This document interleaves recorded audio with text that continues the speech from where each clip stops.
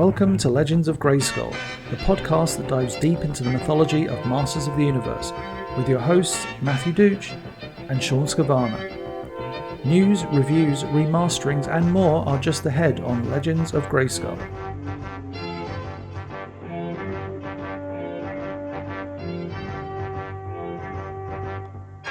Hello everybody, welcome to Legends of Grayskull, the fan podcast where we discuss the history, the mystery, the magic, and mythology of He-Man, She-Ra, Eternia, Etheria, Nordor, Primus, New Adventures, Old Adventures, Ladybird, UK Annuals, comics, mini-comics, anything and everything you can think of that He-Man, She-Ra, Master of the Universe, Princess of Power, that Netflix logo across your screen. I'm Matthew Dooch, here again with Shawn Scavarna. Shawn, how are we doing tonight? I got dressed for a hike because I heard we're going to go and visit a forest. Forge on the forest of the forest of the I completely screwed that up. We're going on a quest today because this is an alliteration that I cannot do at this point. We are. Where are we going today, man? we are going. It's taken us many nights. It's glad to have you back again. I appreciate it. It's been a while since our last episode. I know you guys, but we're here.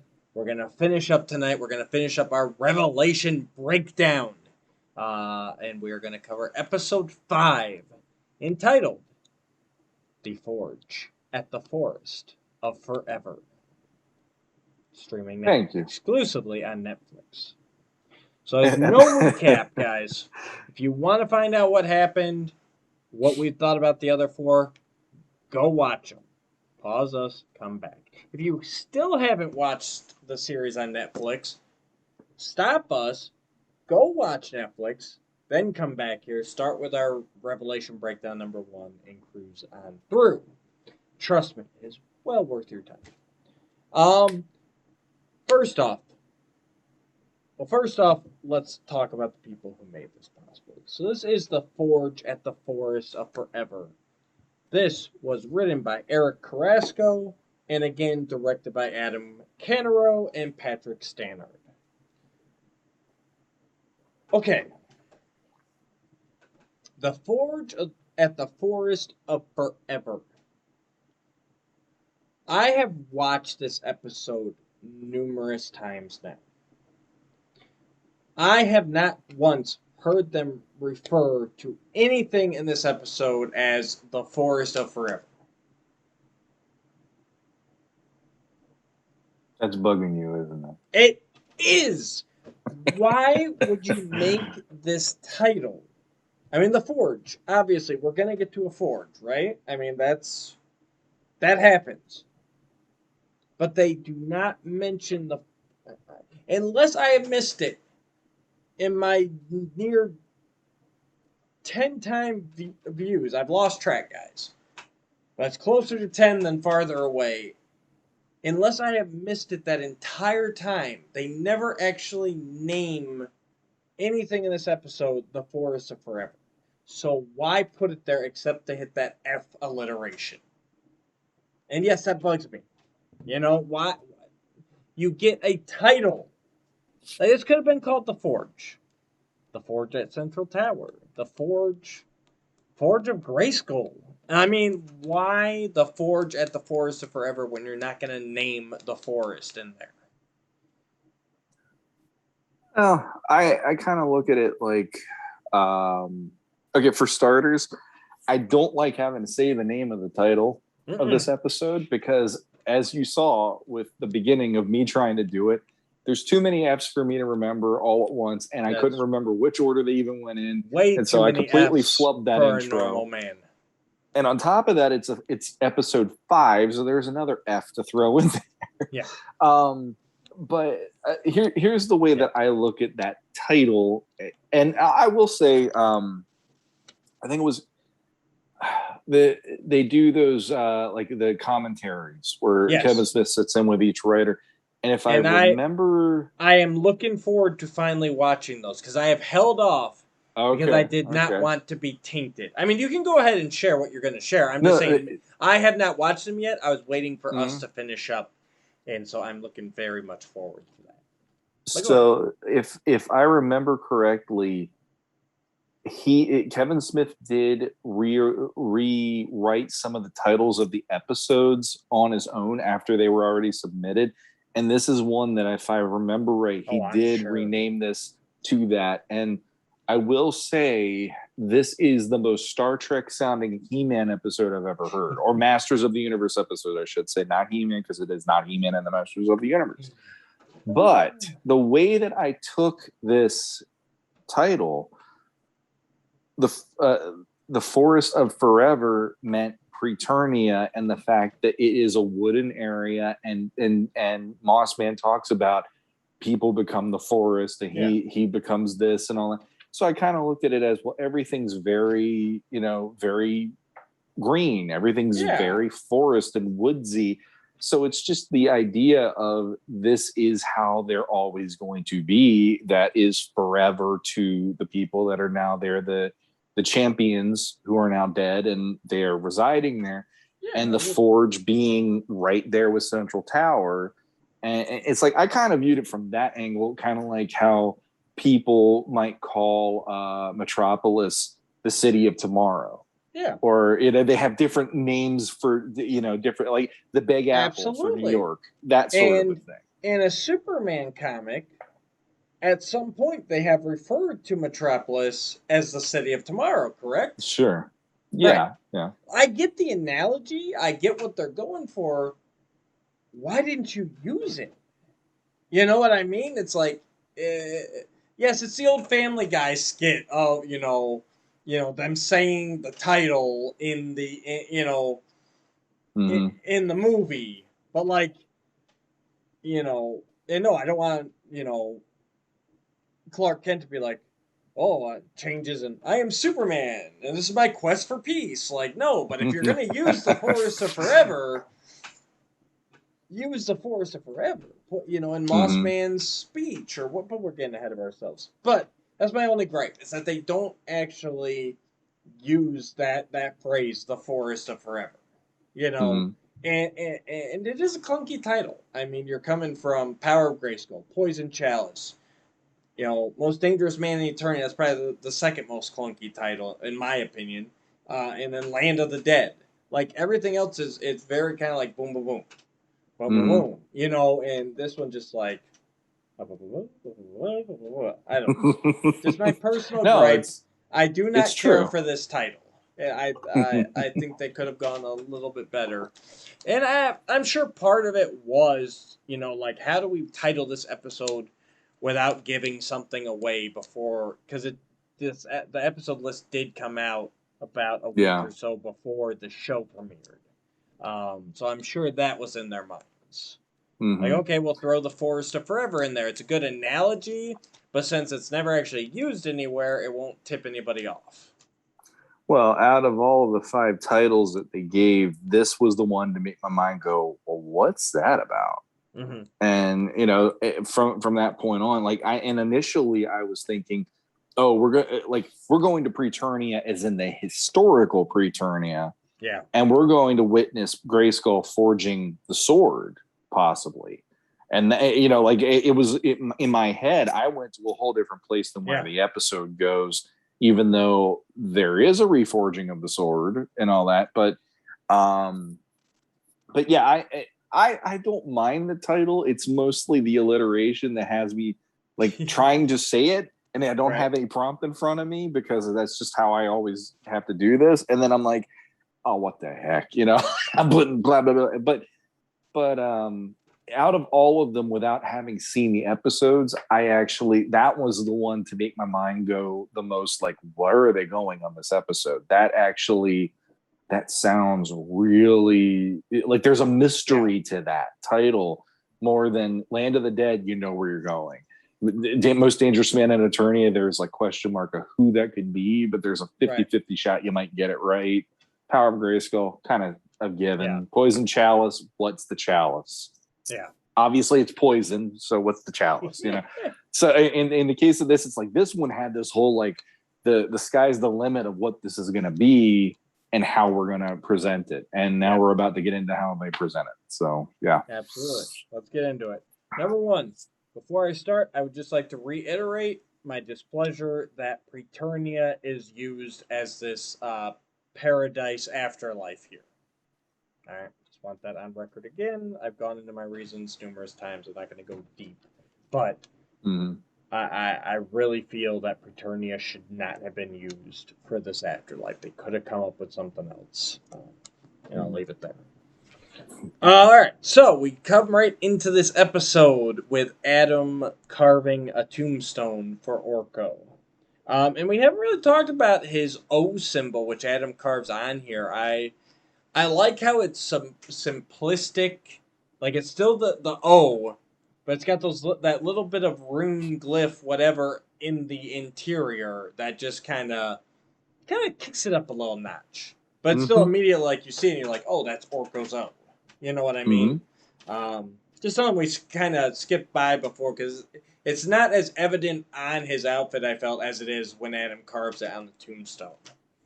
Yeah, and they've been doing that with like the one that was the most they went there was, I remember, in when they did Superman Returns. They turned out like all of the suit had diamond shapes all over it because they wanted to keep repetitively having the diamond shape of the Superman S. So even the S had diamond shapes to make. I was like, this works because it's simplistic, but it adds a little something to the overall design. Whereas the other one was overkill and ridiculous, and I don't want to talk about it anymore. But I like this. The O having a little bit of flair, as it were, actually is pretty cool. Yeah, no, it worked well.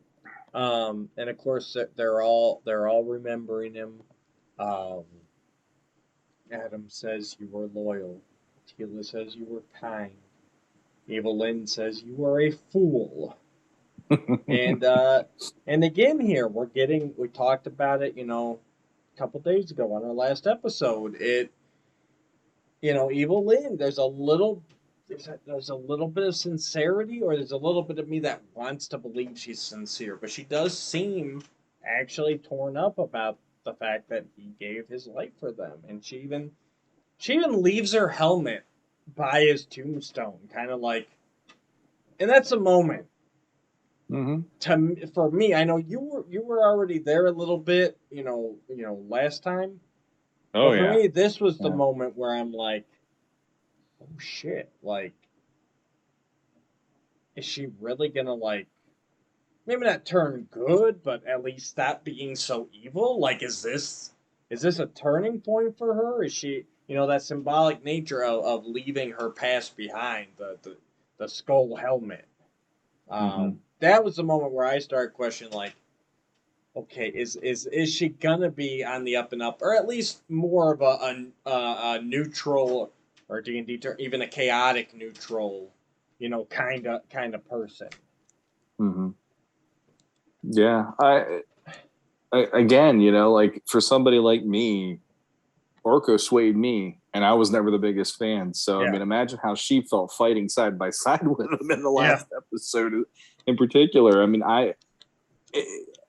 as like in the old Filmation, there was always that He-Man would try to turn a foe into a friend at times. Right. And I think, like, out of anybody in this show, Orko was following that example with that moment. And, like, it's the craziest thing. If she would have turned good completely here, I would have never questioned it, because they built up enough in the 5 episodes to really make me go, it could happen. It really could happen that she, like, there is that, like, 25% chance, maybe even a little less than 25, but you have that, like, I kind of hope that she might now, right? Or, like I said, even that fact that, like, okay, maybe she won't turn good, but maybe she'll be less evil. Like, maybe she'll just stick to, like, petty theft and not like murder, like that. Like just scale it back a bit, like. Exactly. But yeah, she's throwing me here. I don't know what to think about old Evil Lynn, but we'll get there. So Adam calls in a favor he asks for a little help to make the area around Orko's grave look more like home for him.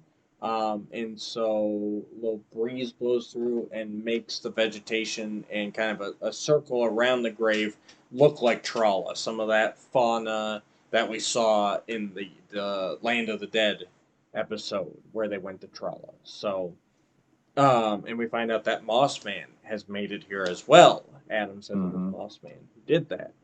Well,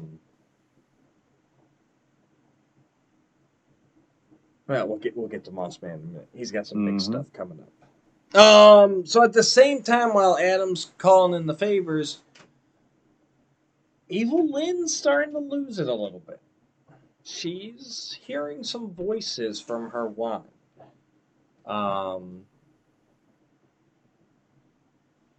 You know, just the typical stuff. It's like, you know, the magic's running out. You're running out of time. Now, I was torn between. I guess my initial thought was that this was a sorceress kind of like reaching out, like, hey, you know, we're you know, clock's ticking. Where are you guys? But then I remembered that she's pretty much powerless at this point from giving up that last ember of magic to Evelyn.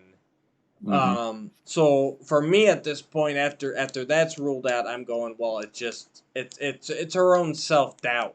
It's like her getting in her own head, like seeing it burning lower, and she's thinking she's hearing things, and basically she's just on herself, like, hey, look, we don't have time for this.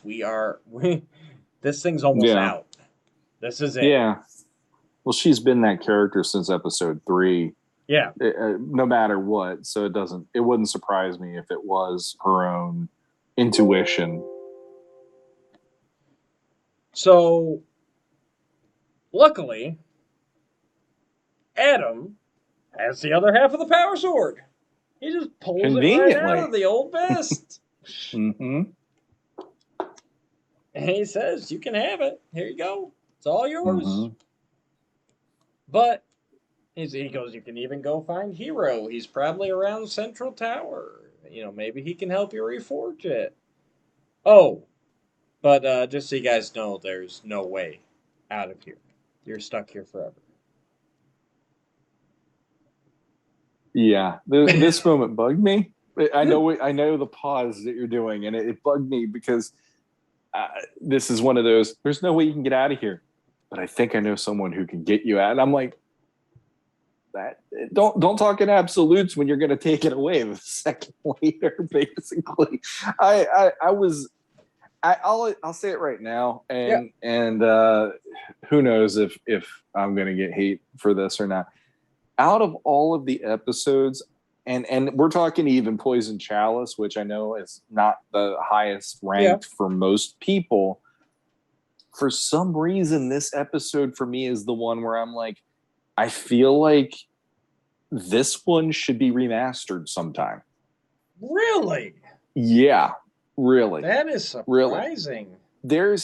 There are some things in it that I actually think are great. Yeah. And then there's things in it where I'm just like that moment. I don't like that. I really wished he would have not said, you can't get out of here. I would have liked for him to say something along the lines of, it's going to be difficult to get out of here, but I think I know someone who can give us an idea of how to do it, or something, versus you can never leave. That just bugged me on, because it's like the minute he says it, then he's like, but I think I know how we can do it. And it's like, then why just say that? It's like me getting in trouble with my wife and her giving me the riot act, and then right after that she's like, but you could still get your pre-order from Big Bad Toys. To be like, why didn't we just go through all that crap? See, I felt that Adam was off kind of this whole episode, but to me it made sense. Like, it kind of felt to me like, hey, it's more like when you tell somebody like what you're told. You know what I mean? Like, so basically he showed, and here's the thing, we didn't get to see Adam get here. We didn't get to see him meet the natives. We didn't get to see any of that. But basically, this is paradise. Like, this is all these great champions. We'll just jump ahead a little bit. With all these great champions here, this is their resting place. When you have defended Eternia with honor, your spirit goes here when you die. And it's supposed to be this eternal paradise. Live out your, well, not lit, but your spirit gets to reside here, and it's your prize for everything that you did for the planet. So Adam shows up here with all these great warriors, and basically they're telling him that, like, hey, there's no way out. You know what I mean? Like, this is it. This is our paradise. This is all of it. And Adam's coming to terms with it. Again, we don't know how long it's been.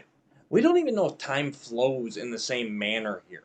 But basically, Adam's coming to terms with, okay, I saved the planet. I stopped the magic from destroying everything. And I feel like he's trying to be content. You know what I mean? Like, he's trying to convince himself, like, yeah, my work's done. I could rest now. But I got a feeling there's just that little thing in the back of his head. You know what I mean? And so he's been here this time, and in the back of his head, he's kind of like, well, if there was a way out, where would it be? But, like, that's just a thought in the back of his head. So right off the bat, he's launching into whatever he was given when he was here. Yep, this is paradise. Here we are. It's easy to get here through Subternia, the land of the dead, because they share the wall. That analogy. But there's no way out, because that's what he was told. Yeah, but then he's like, but I've been working on a theory.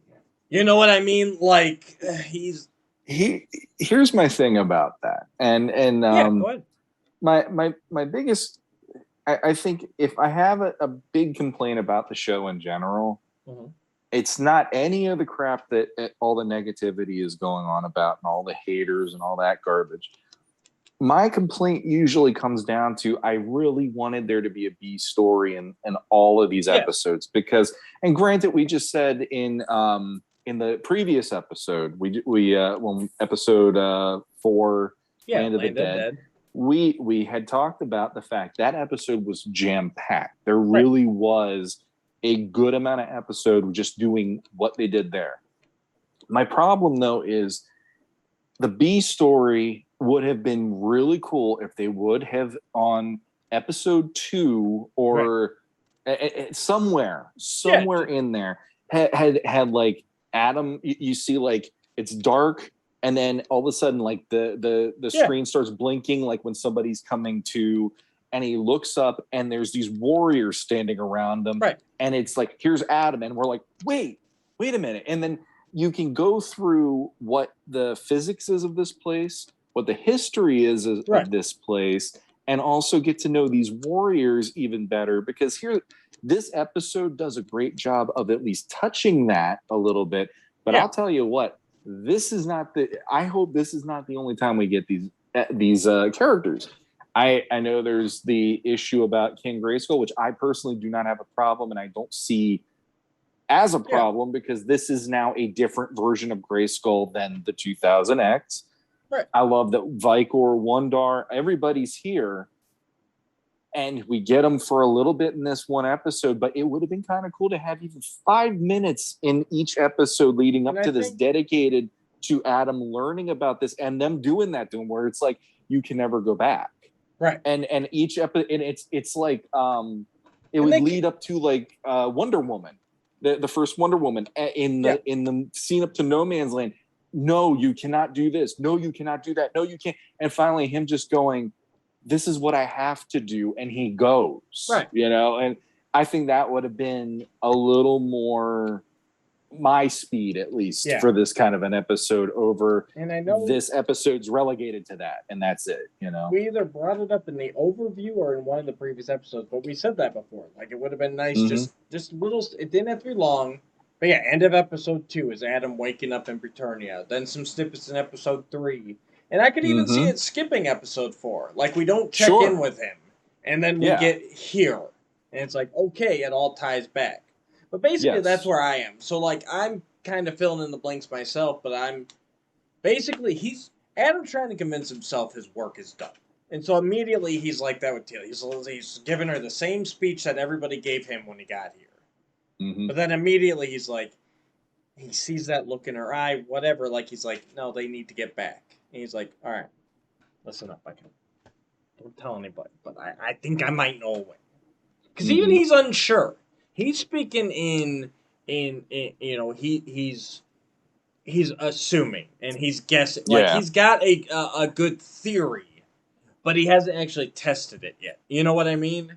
So and it's kind of that thing, and we're gonna see that in a little bit here. Like Adam, he's trying to be at peace, but is he really? So just hang on to that thought here, ladies and gentlemen, as we go forward here. So basically, Adam and Tila are going to go find a way home. And Evelyn, Beastman, Andra, and Roboto are going to go reforge the sword. So they head to Central Tower to find Hero, who can hopefully help them. The minute, and here's the thing too, we spent all this time, 4 episodes now, about Tila and how she's processed this grief. Mm-hmm. And we haven't had any time with Adam. The second they get away from the group, Adam turns to her and goes, "So we're gonna talk about it?" Mm-hmm. Like that is all that is on his mind from the second he sees her, is just like, all right, so what do we, let me have it. Are you mad at me? Are you, well, like what? Like the last time I saw you, I was pulling all the power of the universe into me so that it wouldn't kill you all. I know you saw, but that's all I know. And he does, as we find out, like there's no magic window, there's no mirror, there's no orb, there's no gateway, or not no gateway, but there's no way for these guys to look in on Eternia, it seems. Or if there is, Adam has not been allowed to, because he has no idea what's going on. And this whole interaction, man, this is what I've wanted to see for years. They have it out. Tila's like, what is there to talk about, He-Man? And it just that instant familiarity with the Tila being upset, and she's like, well, you're not gonna. And I at this point, Adam's even like, well, why are you here? What's going on? Why do you need the sword? And Tila's like, oh, you're not. What, I can't have secrets? Like, I loved it. It was Adam and Tila. It took me right back to watching them, bicker in the classic cartoons. Like it's that familiarity, and she is really hurt. And it's not wave a magic wand. It's not apologize. There's no quick answer to this. No. Like this is not a oh, I'm sorry, Tila. Okay, Adam, I forget. No, this is deeper than that. Like they got some stuff to work out here. Mm-hmm. Yeah, and watching that it made me think of the whole, like, if you've ever had your girlfriend or your wife or significant other they got that, like, we're going to talk about it, that kind of a vibe. Right. But then when you're ready to talk about it, because you're like, I'm throwing myself down on this, and it's like the whole, no, they're not ready yet. You got that, there's so much crap that's going to come to the surface with this. And I love that was played out in that way with this reuniting moment. Yeah. Oh, God. And of course, the great line, when Tila's really just throwing at him. She's like, my best friend died. I forget exactly what she says, but basically she's like, I couldn't even be mad at you. And he's like, I died. Like, that is probably my favorite line of the entire series, because as a man, that's all. It's like, no matter what you do, I died. And it's like, yeah, and you should have come back, so I could have yelled at you for it. It's like, right. What am I supposed to do to make you happy? And that's where she's at. And that's what's caused all not all the issues, but a lot of Tila's issues is the fact that she never got this. She never got to resolve any of these feelings, any of this, anything. And now she's getting that point, and she just lashed out at me, just like, lady, I died. Like, what do you want from me? What more can I do? You know? And he's like, but at least we saved the world. Didn't we? Yeah. You know, and it's like, oh, and she just doesn't have the heart to tell him, you know? And I think I might have gotten ahead a little bit there, but yeah, just Adam and Tila in this episode are freaking phenomenal. I mean, they got their personalities, they got their interaction, and more so than that, we have confirmation through this that Adam actually did die. Like, because of course with me, there's always that part of me that will, especially in a fantasy world where I'm like, are they really dead? Or did he get transported someplace else, as I was doing with Orko and Scareglow, you know, back when we recorded the last episode, you know? Mm-hmm. So to actually hear, like, no, he really died. Like, I'm like, oh, shit. Like, okay. Verified. All right. You know, like you said, you know, hey, if you don't see a body, it's usually up for grabs in fiction. But no, he really did get vaporized. Mm-hmm. So that's... Ooh. Well, the other thing is, I guess you could say, if there's no body, there's big char marks on the ground from where they once stood. You might want to figure, because that's the thing in the first episode. Like, there is a big char mark where Adam was standing. So, yeah. But yep, Adam actually died. He does explain to her that, you know, Grayskull Tower is the key. If there's any way back, it would be there. But first, they need King Grayskull. And Teal's like, the King Grayskull? He's like, yeah, we hang out, we cool. You know, he's trying to, you know, hey, you know, I got Stan. Yeah, I hang with Grayskull. King G, we call him. He owes me $5. Yeah. And luckily he knows right where to find him, because today is the Wild Hunt. So Adam and Tila hop on some hover discs straight out of the 87 movie and fly off to find him. Yeah. I even like the line there. Adam's like, remember these? Tila goes, there's some things you can never forget. Never forget, yeah. We cut over to Central Tower. Andra is just in love with Hero in this. She's like, he fought the Horde, and he fought with King Grayskull, and he did this, and he did that, and my grandpa used to tell me stories about him, and, like, this is just, like, again, that small town girl who's now in the afterlife seeing this mythical warrior. Like, she's just like, ah! And this is one of those cases of, yeah, maybe you don't want to meet the actual hero because he's not exactly, like, I'm not going to say he's an idiot or anything, but he's not quite as heroic as maybe the legend in her head, because at this moment he's a little befuddled. Well, you know what? I thought on the first couple view-throughs, I thought the same thing. Like, that he's acting befuddled. But I don't know. I don't know if the closed captioning made me zero in on certain things this last, because I still have the closed captioning on from when I watched Land of the Dead, so I could get that nursery rhyme word for word. Sure. But, you know, that moment where he's like standing there and he's like trying to figure out how to line up the swords, like how they go together.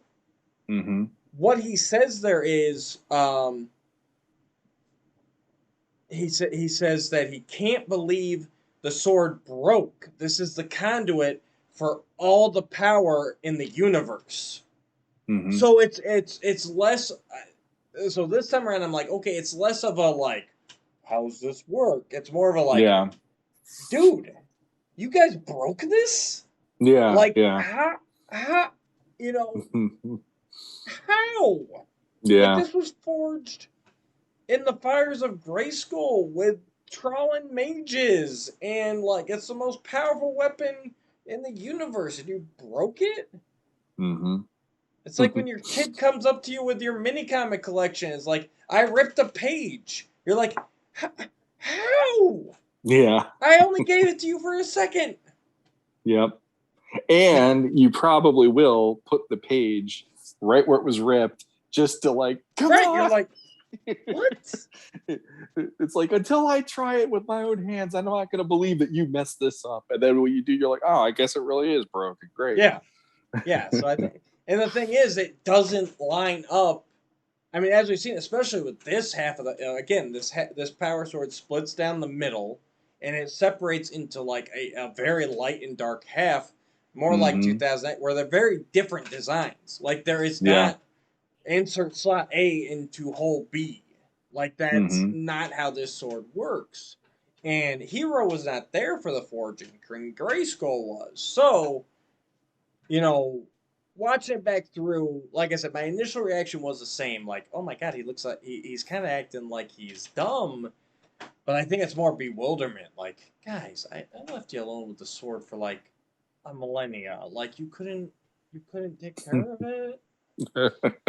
We had 3 other guys over here that managed to keep it in Right. one piece, at least, So they're trying to figure out how to reforge it. And Roboto is like, oh, I got a quark collider built into me. Very Iron Man-esque, it seemed. Mm-hmm. And of course, Hero brings up that we're missing the Trollan mages that helped control the magic the first time, because like I said, it's not just forging a sword. There's a magical component. Um, But there's so for that, Evil Lyn is going to use that last ember of magic in her wand, the power of Grayskull to hopefully supplement the Trollan magic that's missing. And Andra comes up with a way to turn the entire central tower into a gigantic blast furnace to give Roboto the heat. So with the heat and the magic, it's Mm-hmm. it's masters. It's technology and magic combined Yep. to form these great weapons. I mean that is awesome. Um, so while they're doing that, we jump back to the hunt here. Okay, Shawn. Here's your boys here. Give us a Yep. rundown. Who we got? Well, we got Vicor, and I love the way they designed him in this. Oh my god, he's so cool. And then we do have great. Wondar, and he's apparently the fun guy. He almost, if he was a Ninja Turtle, he'd be the Michelangelo of the champions. I think he just seems like he's always having a fun time, and he's like he has a chuckle. He's very simple. He's very. I mean, besides the simple, he almost gives me like a Schwarzenegger in Twins. Yeah. Like when Schwarzenegger's doing his comedy stuff, Kindergarten Cop, Twins. Mm-hmm. Like that's kind of who he is. He's like, Mm-hmm. I mean, and he's built like wide. Like he is a brick house. Mm-hmm. Vicor is very muscular, but Wonder just like that slab, like very caveman. That's the word I'm looking Yes. for. Yeah. Yeah, and I actually liked in the designs of them, they really defined them as their own people. Yes. And I like with Vicor, he really did feel like it's Conan in the show, because when you hear the description of Conan, they really went for that. And then you also have I'm gonna get her name wrong. They pronounce it weird in this too. Yeah. Kodak Ungol. Yep. Did I get it right? Okay. Yep, you got it. Kodak Ungol, and she was in Filmation. She was a sorceress before Talia. In this one, they seem to put her even farther back, like maybe the first sorceress, because she even speaks a language that no one else can really understand. Vicor seems to understand her the best, but even at points, he's like, I don't know what she's saying. I like that, because I like that in the Afterlife, there's this woman that they don't know what she's saying. And right, they're that's like how long she's been there. Like she is. Yes. And even her speech patterns really reminded me of in the Filmation episode, The Time Corridor, when they go back in time and first Yes. meet the Snake Clan, like they're talking Mm-hmm. real weird, and Orko casts a spell that translates. And Mm-hmm. the patterns reminded me of their native talk. Mm-hmm. So that was pretty cool. Yeah. I enjoyed it. I Yeah. can't lie. It was so much fun and I know these are basically classics canon for the most part. I mean, But they really didn't go into their backstories much, so they left all that open. Like King Grayskull, yeah. we got the most out of him, and in that prequel comic that's come out, but even he doesn't really have a lot. Like, there's plenty to work with there if they decide to go with these guys and talk about them at all. They don't even really. I like that they didn't even peg them down necessarily as defenders of the sword or Mm-hmm. of Grayskull. They were just like, yeah, these are the great champions over the years. And that again, like I can agree for the most part of anybody who doesn't like the idea of them being conceived as he-men. I know you and other friends of ours, they're not fans of that. I don't care for that. The way they presented them in this is exactly how I viewed them, where I would love to just see these heroes and they did something that was bigger than themselves in their time of being a champion to make it that, yes, they deserved a place of honor in the Valhalla that is Preternia. So in that way, it doesn't make anything of the He-Man idea with Adam change, and it makes them special as well, because for anybody who complains about, they make the dilution of Adam being He-Man it feel like weakened in that way. Yeah. To me, it's like, well, that's also making those characters look weakened because they don't have much to be themselves other than they had the sword at some point. So in that way, and it's like Adam was the one with the power sword. Still, he had the light half. None of the other guys had it. It was him. He kept it right there. Just saying. Right, and it didn't even seem like Hero knew that he had it. You know what I mean? Exactly. Yeah. But yeah, so we see the Wild Hunt. That's basically they let a purple cat, big cat, loose, and they chase it. Yep. Good times. And of course, King Grayskull's there riding Bionatops. I like that they had dinosaurs too, and obviously Bionatops is a huge callback. But then they had a Diplodocus that had like robotic feet. I think Wondar was on him, and then they had Sky Sleds, and then Kodak Ungol was on a dinosaur that had no robotic parts. Like kind of like she was back from even before. Like, I'm so old, my dinosaurs didn't even have technology back then. Like you whippersnappers with your robotic Triceratops. But it's kind of cool, kind of seeing that different light. Like they kind of get the gear from the different eras, even though they're not. Like I don't know, maybe when that champion dies, like some of their animals or technology or something. Like it's just kind of. It's just an interesting motif, like seeing all the different transportations all together. And like I said, it would have been nice to set some of this up a little better because it would have left us not guessing how this works as much. Yeah. But I just, that's a good shorthand for it at least. Okay, each of them gets something from their era that it makes them feel like home in the Valhalla kind of area they're in. So. And so Adam and Tila are trying to get up to the front of the pack. I like that this is the afterlife, and they say that Adam has chosen his lesser form, is what the other great champions called it, and he is the first great champion to ever do that. And we see it, like when they're racing through, like Tila's better on the hover disc than Adam is. Like she always has been. Like Tila's always been better than Adam. You know what I mean? She's always been the one training him. She's worked her whole life. I like that Adam was just Adam. Like, this all goes back. If you guys have been watching Legends of Grayskull for any time, Sean's like, here he goes again. I've always said at the heart of He-Man, it is really Adam. Like, Adam is the true persona there. And He-Man is the disguise, the warrior, the champion. And Adam showed it here because he's like, hey, if I gotta be here forever, like, I'm gonna be me. I'm not gonna be He-Man because that's just the guy that I turn into to save the day, but it's still me, And he's trying. There's points here where he tries to convince Tila the same thing. Like every time you were fighting with He-Man, you were with me. Like you know me. That's me. Mm-hmm. And it's very much getting into the whole identity crisis type thing. Um, but I like the way Adam and Tila work together. They get to the front of the pack.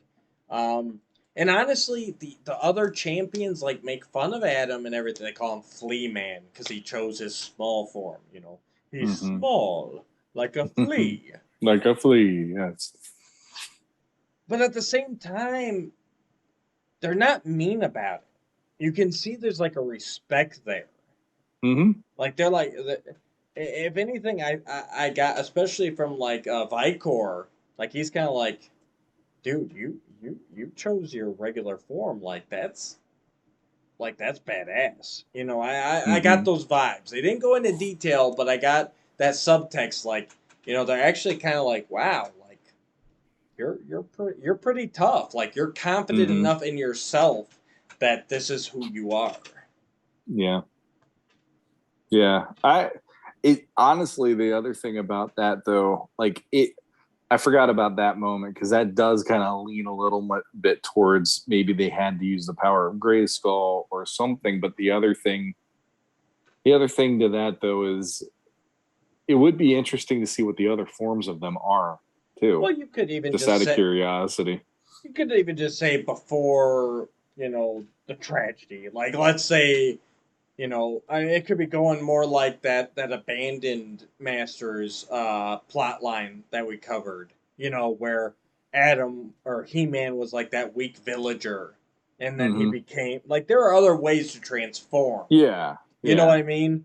Maybe Vicor chose to be like the prime of his life, Vicor, instead of the young adult Vicor whose village got slaughtered. Before he went on his journey to right the wrongs. You know what I mean? Like there's other ways than just the power of Grayskull necessarily. That's true. To transform. True. So, I mean, it could be either way. And again, they leave it ambiguous. So if they want to come back, they have not written themselves into a corner. They leave some stuff open, and I like that. So then we head to a campfire. They're chilling out, and we get now. There's a few more people here that they show.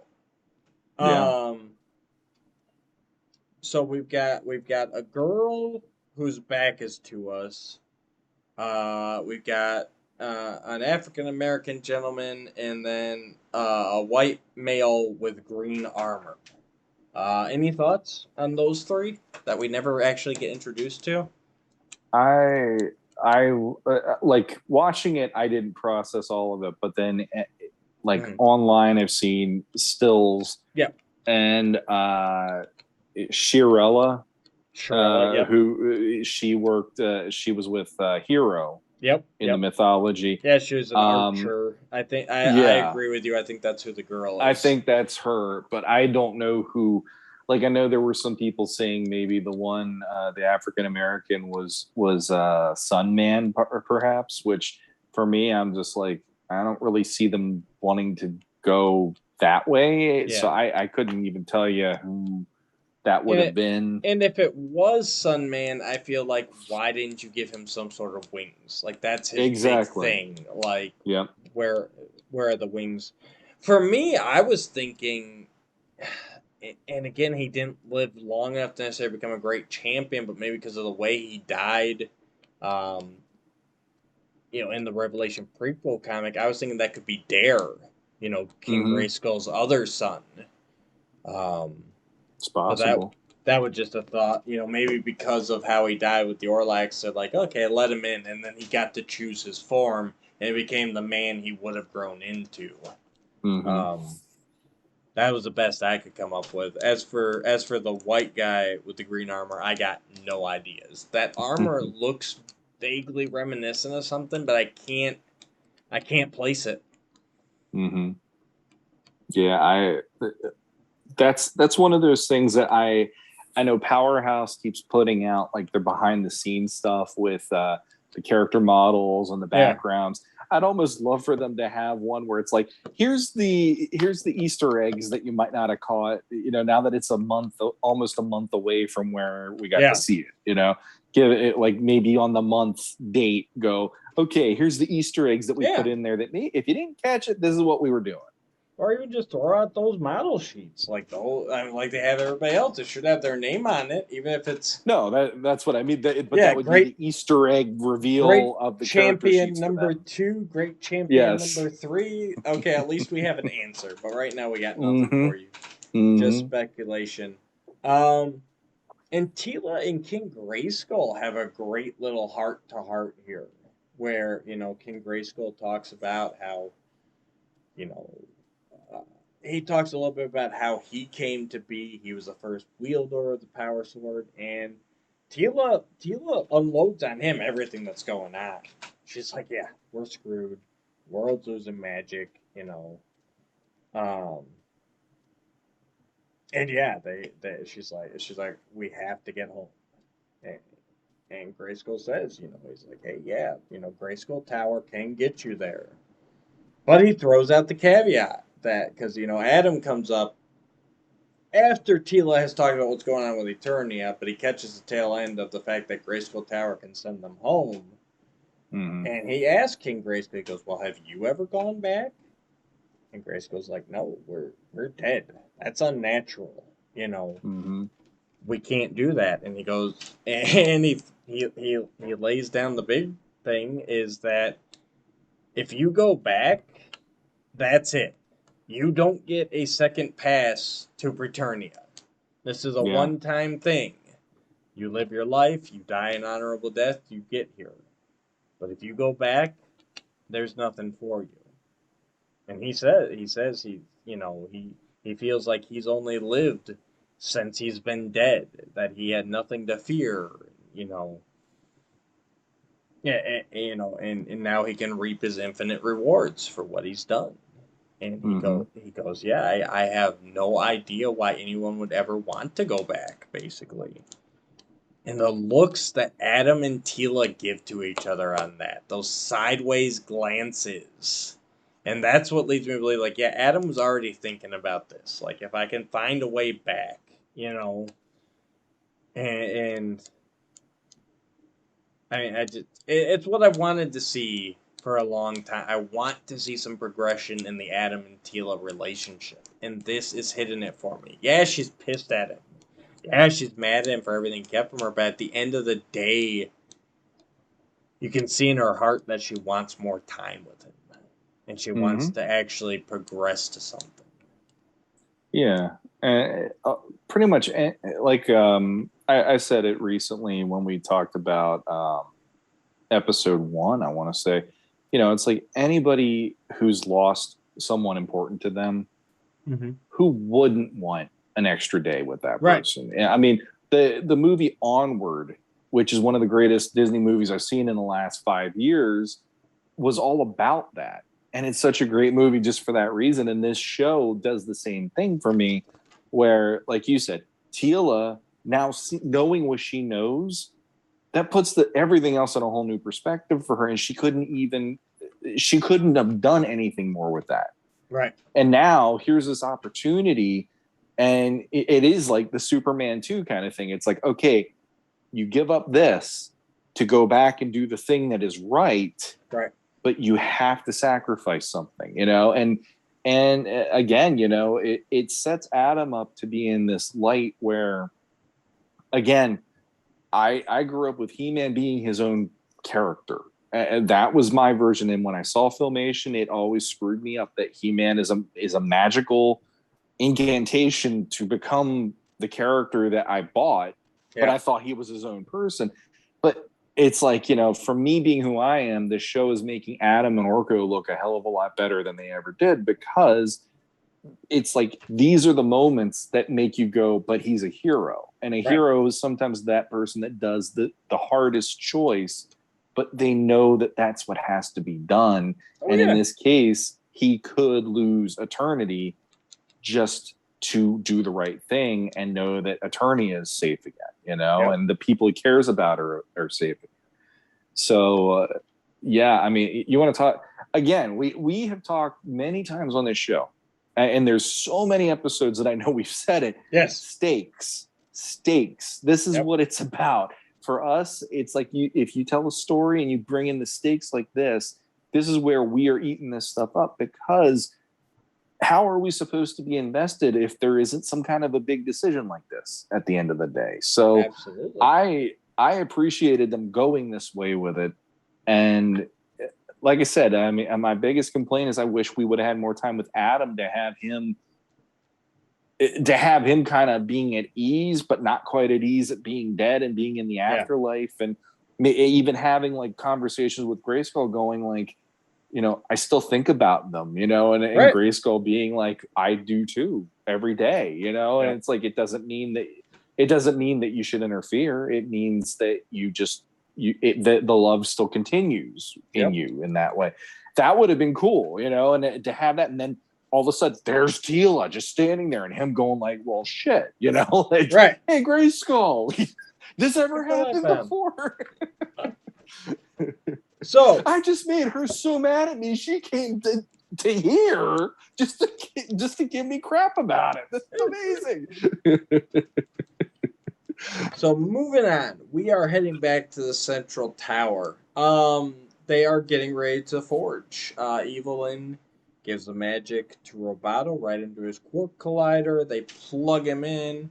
They put down the blast doors. They seal it in, so it's just a blast furnace. Everyone clears out, and Roboto begins hammering.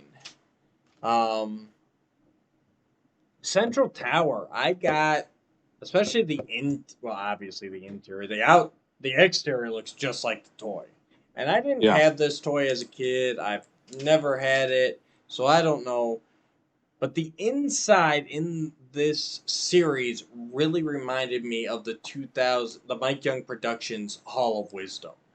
Like it really felt kind of similar architecture and everything. I don't know if that's just coincidence or if that was intentional, but I definitely got some MYP Hall of Wisdom vibes. Yeah, I didn't even get that much, but it just had this. It had like that's the weird thing about having that in Preternia as well. It's with Preternia, I would have expected it to be mostly like lush forests or something, and instead here's this industrial structure and all that stuff. So it's but it's Masters. As weird as that is. Like so it's like it worked for me. The sky sleds, the dinosaurs, it's kind of an everything of these guys. Like I still believe that the towers were actually in the legit past Eternia. Yes. Like that they're not just the Afterlife. The Valhalla. This is why we don't name it Preternia. I agree. It is that is definitely not the easy part of this episode. I mean, I have my complaints about it, but that I can agree with you completely. They could have named it something differently, and that would have been the end of it. Actually, the past, because that's been well established all this time. And also, if you name something pre anything, it just makes sense to leave it in the past. You know, it's just prehistoric. There you go. Exactly. It's like I don't call heaven prehistory. Or historic. Now I have to apologize because now we cut back to Tila and Adam, and this is the scene where we get the Tila says, "He-Man didn't hurt me, you did," and Adam replies, "I died." And she's not gonna tell him. He keeps bugging her like, "Why do you need the power sword? Why do you need to go back? What happened? Didn't we save the world?" You know, that's this moment here. And he says, and he gets cut off, and he goes, "There's something I have," and she cuts him off. She's like, "Nope, I'm not doing this. I'm not going to tell you anything." You think he was going to tell her about the sorceress there as well, being her mother? It was kind of a weird. There's something I have to tell you. I think again, like Man at Arms earlier. I think this was Adam's moment. Like, look, I know you pissed at me. I kept secrets. I got one more, but she ends up cutting him off. That's a good question because does he even know that though? Yeah, I was. Well, he does because I was always under the impression. Filmation canon. Yeah. He's the one who saves her at the Crystal Sea, and they go and meet the Oracle. Oh yeah. And the Oracle that's right. does the He whole does story, know. and the sorcerer shows up and only wipes Tila's mind. That's right. Yeah. And okay, because the sorceress even says to He-Man at the end of that episode, I love this line. She's like, I assume you can keep a secret, and He-Man goes, well, I have had a little bit of practice. So, if we're going on vintage canon, then yes, He-Man knows. So I'm assuming he does here. Otherwise, I don't know what he was going to tell her. Yeah, and that's the thing. I can't think of anything else for the life of me. It's all wrapped up in the secrets here. It's the same thing she was going through with Duncan. Like, how can I trust you? And then realizing, like, hey, look, you thought that was a doozy. I guess I'm going to tell you. Exactly. But Tila cuts it off. She's like, because and he even says that at some point, he's like, well, what if I go back with you? And she's like, this is paradise. Why would you leave? And she takes off. And we get to see Mossman now. Mossman, Adam's just like, Adam must have realized he was there. He senses he's there because he's like, you heard, didn't you? And Mossman's like, who, me? No, why would I? Yeah, I heard everything. And I love it. Alan Oppenheimer as Mossman in like a grizzled old battle cat voice. Oh my god, this was perfect. And we get to see the new look of Mossman that the toy is based on. Because like we said in episode 1, he did not look like the figure that we got in the Masterverse line. So this is like his reborn form. And they talk a bit, and Mossman says,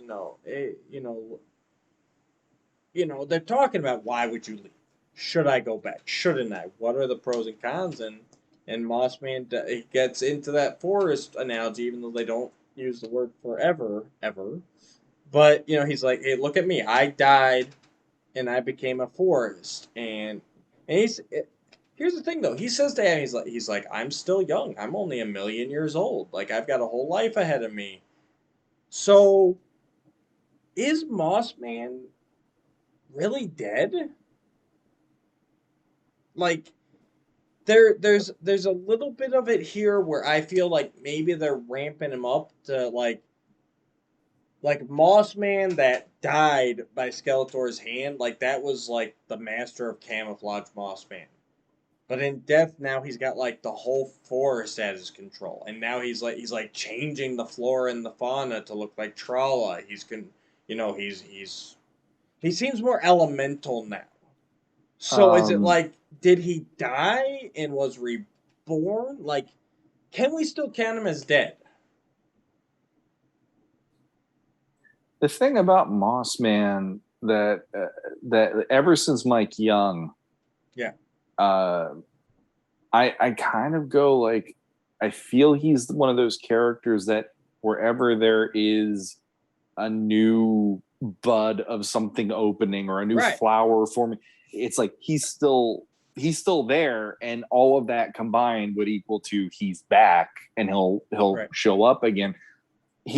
And that's the thing, like in that version, yes, he's a warrior, but I almost look at him as a spirit as well, know, and that I think is kind of what's happening here, where yes, he's in the afterlife, he's imparting his knowledge, but I think back on Eternia, once everything starts coming back, which granted I'm jumping forward, But once he calls on the power of Grayskull and everything starts coming back and it's blooming again, right?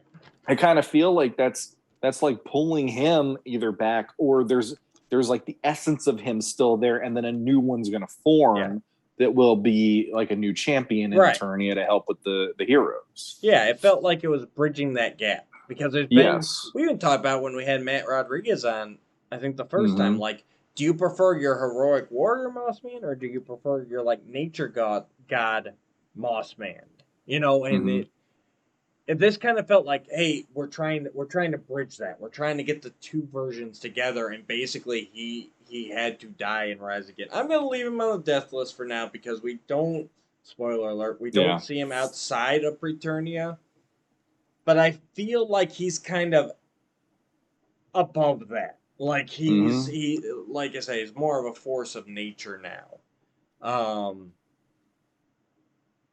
So from there, from Adam and Mossman, we jump back to the Central Tower, and they are just 4G. You know, there is this whole sequence is great. There's not dialogues, but the fire's stoking up, and Roboto hitting the switches and hammering, and heating up, and as he's heating up the sword, and he's getting it ready to combine, and blasting it with that magic, and just this whole sequence is beautiful. The score by Bear McCreary illustrates it perfectly.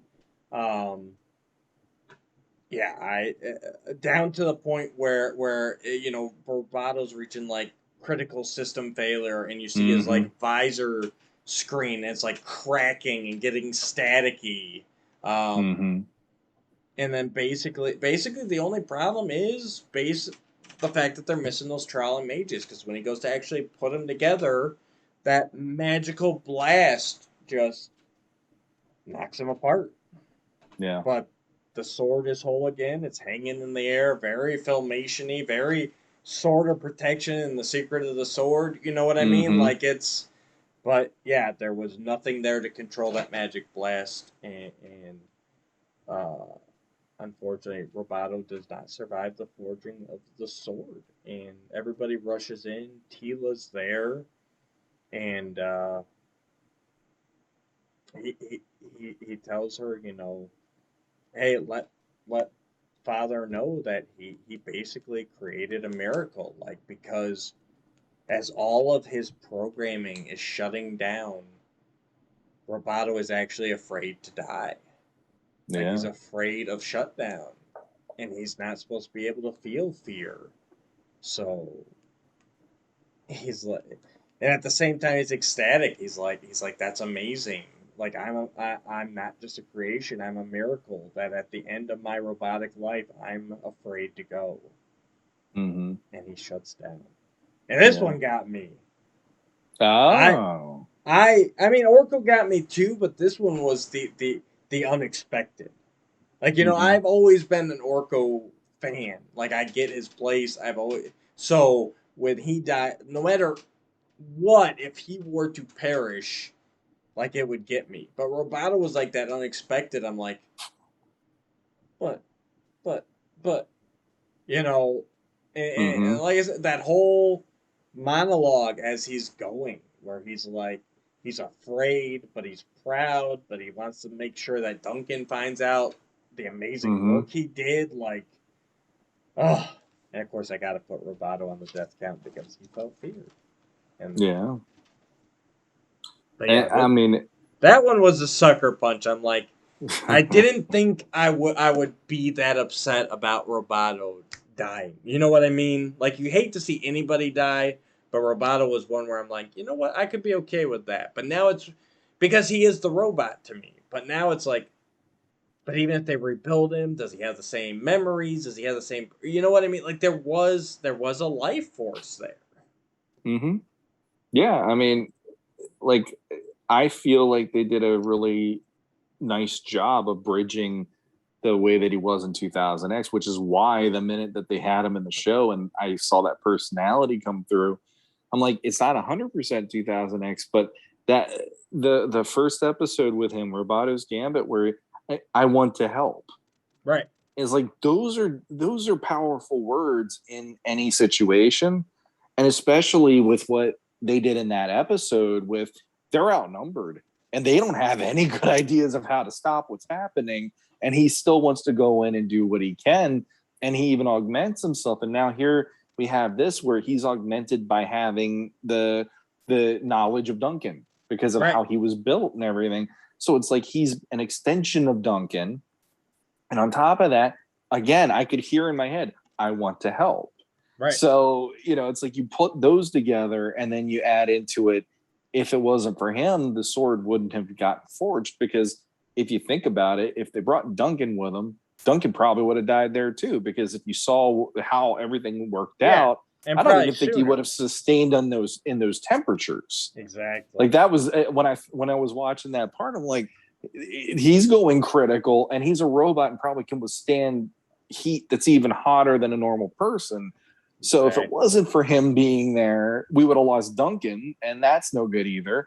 So, but yeah, I mean, it's that whole he's a miracle, and yeah, I mean, for a character only being in it for a certain amount of time each episode, again, Justin Long doing the voice of him. Oh, God, I was impressed. I was impressed that for somebody who was doing kind of like a Data performance from Star Trek: The Next Generation, he had that cadence when he would talk. He sure as hell emoted using that cadence in a way where you're like, wow, he's bringing something to this. 100%. Oh, and that the whole having the memories of Man-at-Arms, the brain pattern thing, that's straight out of the newer DC comics, the Eternity War storyline. Mm-hmm. So that was a nice addition as well, like another throwback to some tying some more recent stuff in.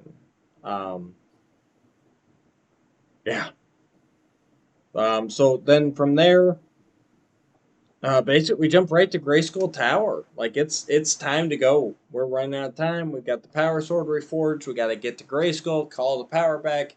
Everything will be good again. And again, Adam's having some doubts. He's like, I don't know. Everyone's telling him, like, look, hey, dude, there's been champions before you. There's going to be champions after you. Like, lay the burden down. You did your part. This is your time now, to relax and rest and everything else. And but Adam's like, no. Tells Tila, I go where you go. Mm-hmm. We're going back, baby. Adam's coming back to Eternia.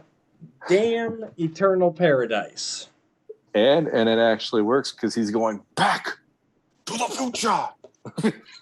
Because it's his future. It's not even when he left off. It's at least 2 to 3 years later, depending on how long you view Beastman's beard. Yeah. From what I understand. Hey, Duncan. And Duncan's Struff. Yeah, he's got the hair now. He's got the ponytail. He's got the hair. But yeah, I mean, there was never any doubt in my mind that he would go back, but it's still like, yeah, get him, Mm-hmm. So they head back through the portal, and Adam's messed up coming through here. Like, here's where we get the scene where it's like we're back through his eyes. And unfortunately, as he wakes up all disoriented, there's Triclops' evil cult members that are just like attacking. And he's like, oh God. Mm-hmm. And he got more disoriented than the rest, but I mean, you got to figure that's because he's the only one that was actually dead. Like, This is a whole, coming back to life thing for him, and everybody else is just like, yeah, we're just going through a portal. That, and also he doesn't know what Eternia is like anymore too. I kind of viewed it on that level too, where it's like he had no idea that this crap was going on with it in his absence, and then all of a sudden it's like, what did Triclops do? Are you freaking kidding me? Yeah, he never even got to see the Hall of Wisdom, really, because he was already down in the orb chamber by that point. So all this is just disoriented. And Hall of Wisdom. All right, we kind of jumped past it earlier, but the more I look at it, the more I get a toy Crystal Castle vibe to it, especially that front like dome. Mm-hmm. I don't know how much you've looked at the toy Crystal Castle, but I know, I can remember like aspects of it, but I had like you compare that to Grayskull, and I couldn't tell you what makes that the definition of that versus Grayskull because I had Grayskull as a kid. Just another thing, and the coloring, it's kind of got that pinkish, crystally. But yeah, watching it again, I'm like, hey, maybe that is kind of a little like reference, like, hey, make the Hall of Wisdom look a little more like the Crystal Castle, the toy version, and kind of tie all that in together a little bit. That was kind of cool. Well, it does use crystals and diamonds and stuff in defense, so I'm completely down with that if that's what they did. And so our group of warriors here are pretty much surrounded by a whole line of Rotons. I mean, they're everywhere. They're gonna get wiped out, but luckily we've got Man-at-Arms. So he's up on the parapet of the Hall of Wisdom, and he's got a giant laser cannon, which he uses to take out the Rotons, giving everybody a chance to get inside. So yeah, they head down to the orb chamber, and again, they're talking about how all the magic went. Now they're saying it went with the halves of the power sword, so that's why Subternia, why Orko felt stronger there, and that's why in Preternia it's still lush and foresty and everything. Whereas here, like even down the orb chamber, it was full of trees and life and everything because it's so close to that power. It doesn't, I've heard people speculate about why it didn't, how things grow down in the bowels of Grayskull. Because again, this magic is life on Eternia. We saw it when the magic water dripped. It put all those little sprouts up. So just being that close to the pure raw power is why all that vegetation grows so lush down there.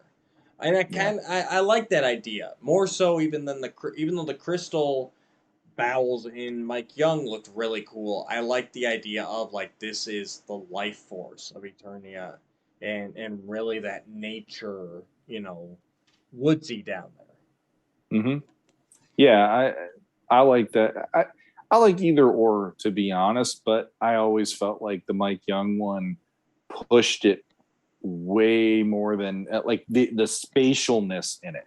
Right. I always felt like that was it almost reminded me, for anybody that watched Doctor Who, it's like the TARDIS. It's like Grayskull looks like it takes this much space up, but the interior is like this, Right. And so in this one, it does have this really good visual sense of at least this is the same space on the outside looks like it's the same space you're dealing with on the inside, and the lushness and all that actually not something I would have expected, but I actually enjoy that because it does have this.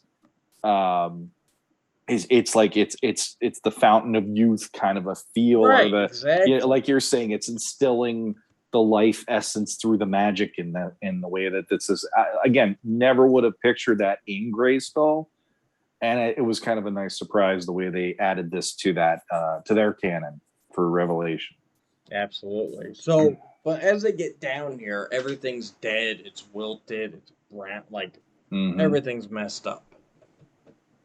And Tila pulls out the sword and she turns to Adam. It's like it's up to you. You have to call the power back. You're our only hope. And so Adam holds aloft the sword, and by the power of Grayskull, boom, boom, boom, boom, boom, boom, boom, boom, boom, boom.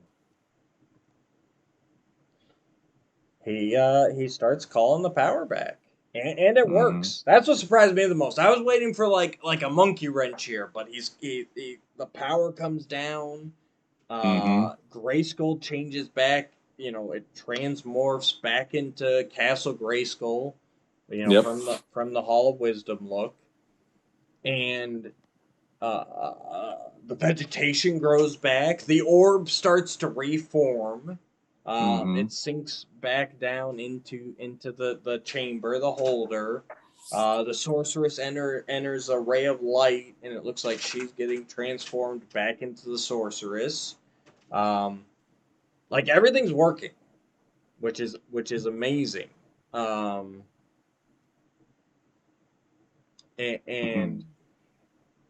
at that moment,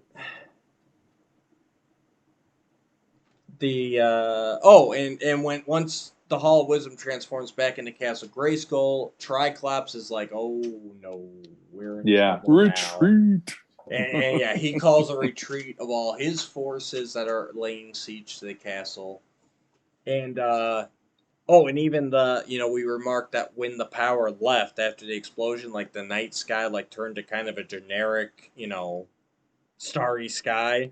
Well, as soon as that power comes back, you got those red skies, the clouds, the lightning, like everything is being fixed. He's fixing the world. And he goes into about to do the I have the power pose when Evil Lynn's satchel starts vibrating. And the Havoc staff flies out of it. And Adam goes to complete the transformation with the I have the power.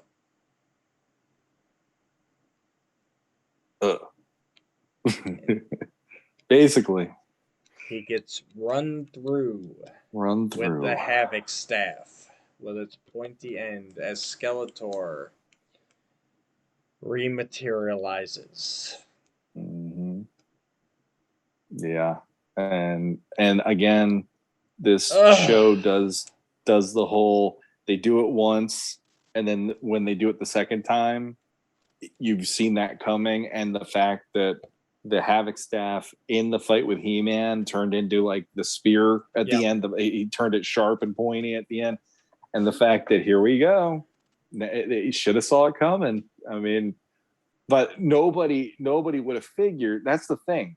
They set it up in a way where, yes, it would make no sense. Number one, we already know through the toys there's a spoiler here. So when's that showing up? Number two, why would they kill off Skeletor? Why would they kill, it's the whole, why would they kill off the main characters? But then when this moment happens, it was like shocking, but at the same time, it's like, there it is. He used it once already. Now he's using it again. And this time it worked instead of He-Man deflecting it. So yeah, it was. And that was the shocking part, is that he actually ran Adam through. Not the fact that, like, we all knew Skeletor was coming back. Adam's back now. Like, Skeletor can't be far behind. But it got me. It gets me every time. Because everything's so hopeful. It's by the power of grace, everything's healing, everything's righting, and you're like, yes, here we go. We're back. And then it's like, I have the power. And it's like, come on.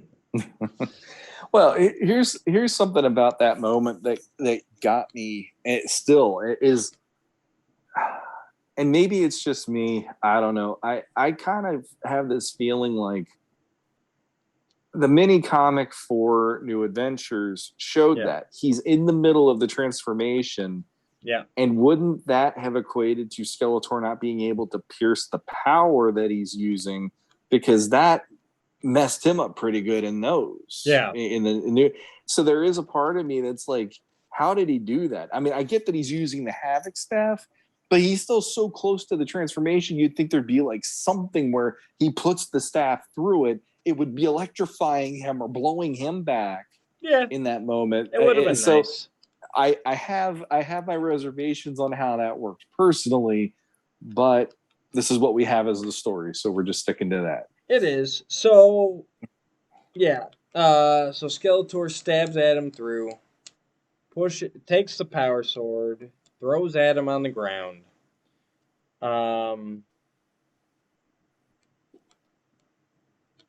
And basically watching Adam transform, he realizes what he did wrong the first time. So, and he tells them he was hiding an evil Lynn's wand all the time to recover from his injuries, and he was waiting for the right moment to come back out. Which explains the voices we heard. Take that out of your back pocket. We got it. Voices. Yep. Skeletor. Prodding her along. Here's a question for you. Yeah. When Lynn was saying that the magic, the ember or the flame that was burning is already half of what it was the day before. Yeah. Do you think that was because he was? You do. Okay. Go ahead. Yeah. Finish your thought. Do you think that it was because he was using that to heal himself while he was? Absolutely. All right. I thought so too. Because why else wouldn't he have come out in the interim when there was no He-Man, there was no Adam? You know. Yeah. He stowed himself in her staff to save himself, and then once the magic was in there, then he's like, okay, I can use this to heal myself. And now, but at the same time, he's observant of what's happening, so he's able to be like, hey, I see what I did wrong. I can't just hack into this orb. I need a conduit to call upon the power. That's where I messed up. And in here, Andra and Skelly have a nice back and forth. Skeletor talks. Andra's like, "Who are you?" And he's like, "I'm Skeletor." And Tila's like, "Leave her alone." And Skeletor's like, "Hey, she asked me, Captain." Like, I just like the for the most part, Mark Hamill's Mark Hamill's Skeletor here is very nice, except for one line that I still cringe every time I hear it. Yep. Because when he says, "You done good, Lenny," all I hear is the Joker saying, "You done good, Harley." You know what I mean? Exactly. That's the one line where I'm like, yeah, that's just Joker. And I think that's more with how it's written than, like, there's only one way Hamill can deliver that line, and that is going to sound like the Joker. Well, that line, in my opinion, like any iteration I have ever seen to this point, with the exception of where I'm not going to count the comics, I'm just counting the cartoons. Right. Skeletor would never refer to her in that way at all. It was Eva Lynn, and it's just that's her name, and that's what he would say. He doesn't have pet names, and if he gives you a pet name, it's usually "you bumbling boob" or something like that, and that's his typical.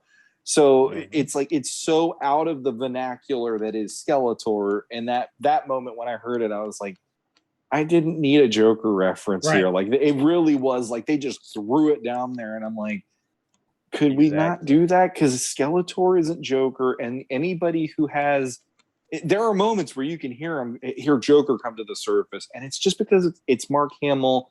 It is what it is in that case. And that moment really didn't help anybody go, but he's being Joker doing Skeletor. And it's like, he has some great moments of Skeletor, but then that moment was just boom. It was a clunker for me. Exactly. But there is some good dialogue between him and Tila. Andra, Tila goes to attend to Adam, stop the bleeding. He's groaning and moaning and not in too good of a shape. And then Skeletor raises the sword aloft and says, "By the power of Grayskull, I have the power," and turns into Skelly God. Yep. And as he makes himself appear above Castle Grayskull, declaring himself the master of the universe in a very genie-like fashion. Yeah. And credits roll. Bum, bum, bum, bum. Screw you.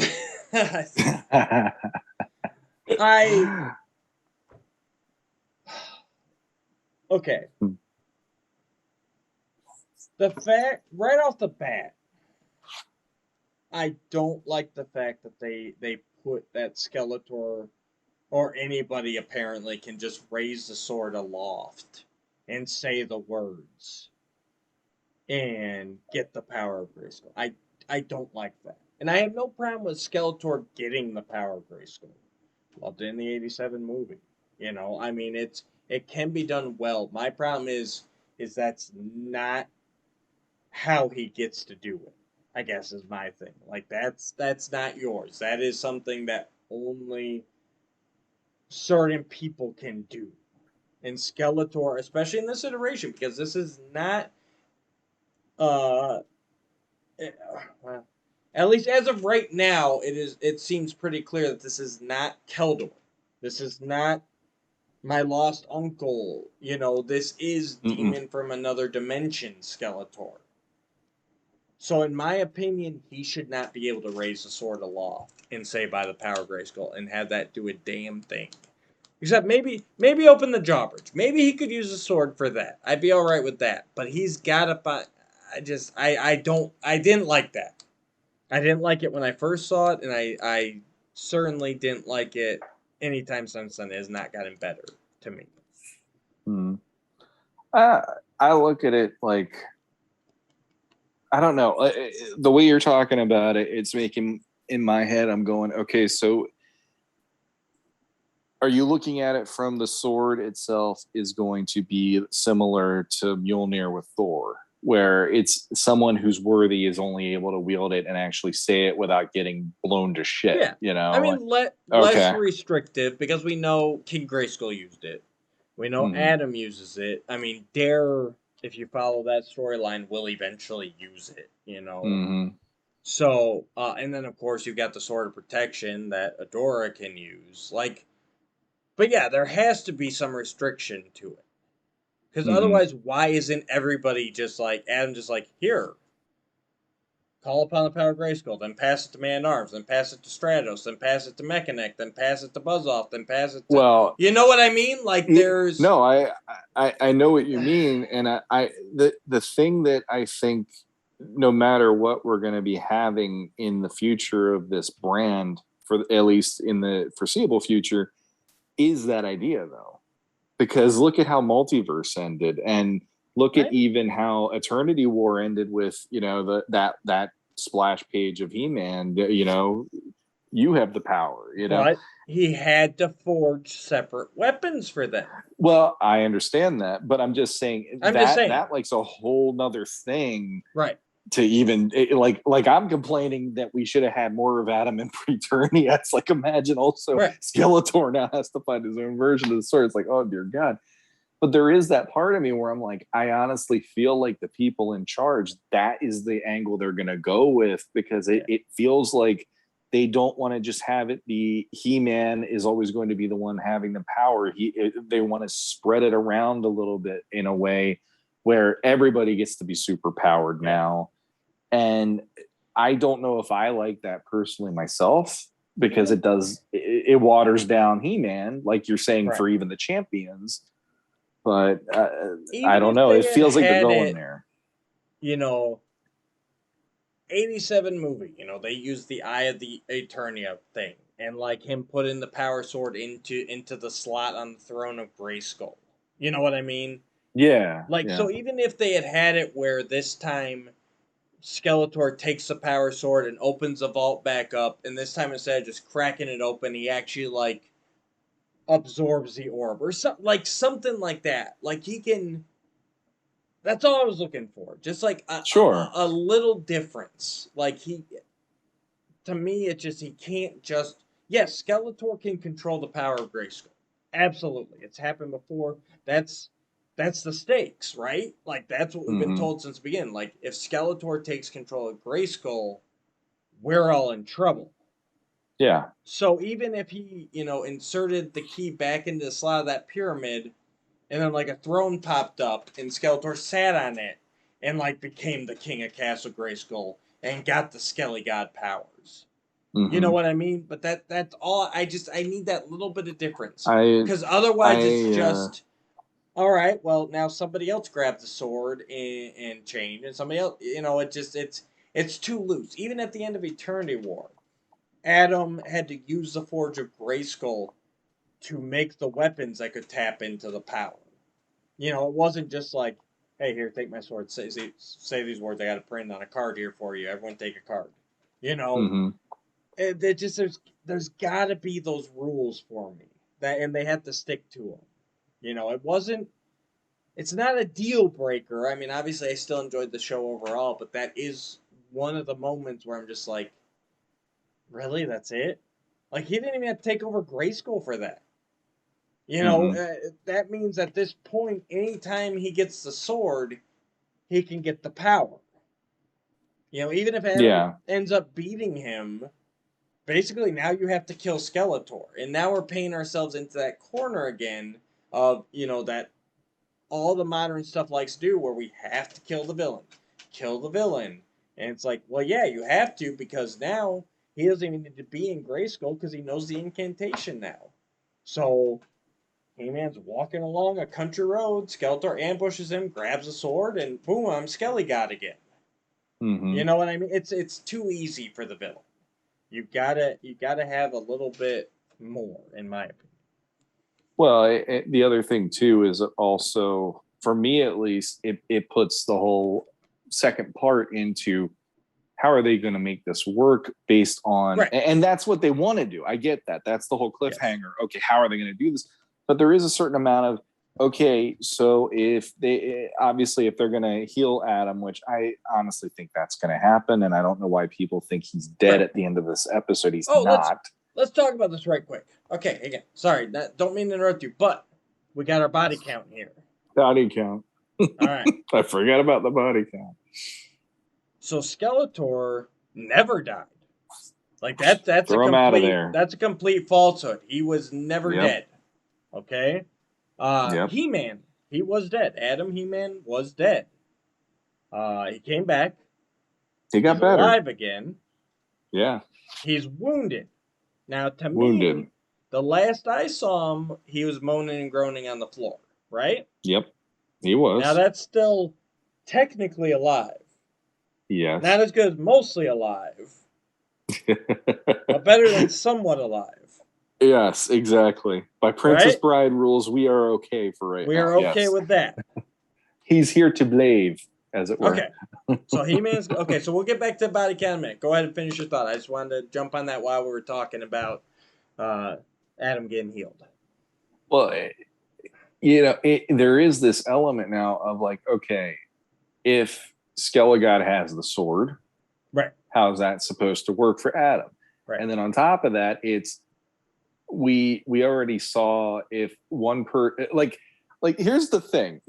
There was the Thundercats Roar TV show, which I've only seen 2 episodes of, and that was more than enough. But the one thing that they did on there, the one thing they did on there that I loved, because I hate the Rober Burbles, is anytime the Rober Burbles said the name Mumra, they get electrocuted by lightning striking them and they die. And so there's a part of me that goes, okay, it was funny within the show. I'll take your word for it. Trust me, I hate the Rober Burble, so I was completely cool with that. But it made me go, okay, so if Adam, basically He-Man in his form already said by the power of Grayskull, and that's what blew him up and sent him to Preternia.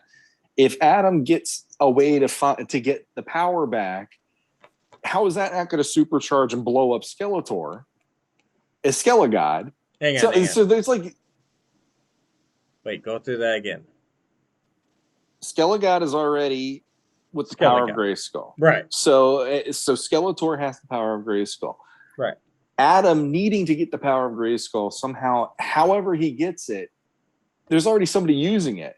So does that mean he's going to just blow up Skelegod by what's happening? You know, it's like he's getting the power or whatever, and it's exchanging, but the fact that it's already in use by somebody, that makes me question certain things.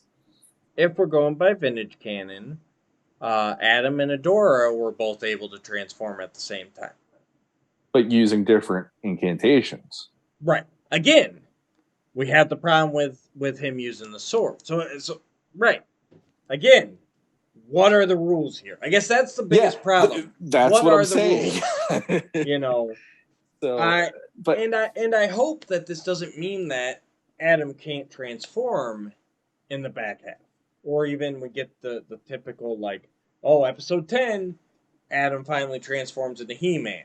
You know, like, I'm hoping that they find a way to trigger the transformation. Like, get some good old He-Man versus Skelly God action. You know what I mean? I'm really hoping. Obviously, the back half is going to be Adam's arc to now free Eternia from Skelly God. But yeah, I'm really curious where they go with this. And yeah, the door's wide open. I guess that's the biggest thing is we don't know what the rules are here because they're doing all this new stuff and playing fast and loose with other stuff but yeah, that power sword Skeletor just being able to transform like that really bugged me, and that's probably my. And I'll say that's my biggest complaint about the series is that moment. If they had even done, they need to do just something a little different. That would have been like, great, cool, I'm good.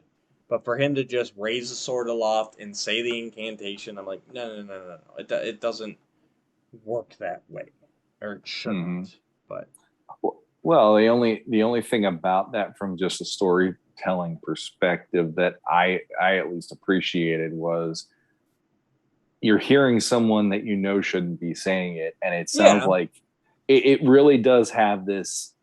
It's wrong. It reminded me of when they did Falcon and the Winter Soldier, and there's John Walker with Cap's shield, and then instead of using it to defend, he's using it to bludgeon somebody to death. Right. You know, it had that same exact feeling, and it does feel like this is you know, it just felt wrong on every level to hear it. But the other thing I will give props to at least is Mark Hamill saying that sure as hell said like the way he said it. No, it was like, great. Yeah, that was great delivery for that moment. But you know, I didn't really look at it from that perspective. But looking at it from what you're saying, I actually think it would have been kind of cool if all that's going on. You have all the visuals of the transformation going on. He's about to say, "I have the power," and he runs them through right before he could say it. He takes it, and then he goes over and he does put it in the lock, like you're talking about, right? And then it opens up. The power comes through. He absorbs it, becomes Skella God, and then he looks at Adam on the ground. I have the power, and that could have been a way to. Boom! There you got the end, and that would have been even more tragic because, like, I know there's people that like that ending, but I am not a fan of that Skella God over top of Grayskull. It doesn't do much. It like you said, it's like you've never had a fin like me. It's like that's exactly what it really messed with me. I was like, I'd rather have just seen Skella God standing there with the sword aloft at least at the end of it. Instead, it was like so over the top that I was like, what? And that's Skelly. He's got a bit of the theatrics in him. I understand, but I just I would have rather seen him in a gold lame outfit like in '87. Let's talk turkey here. And I don't know Netflix. I don't know executive. I don't know anything. Trust me. I don't.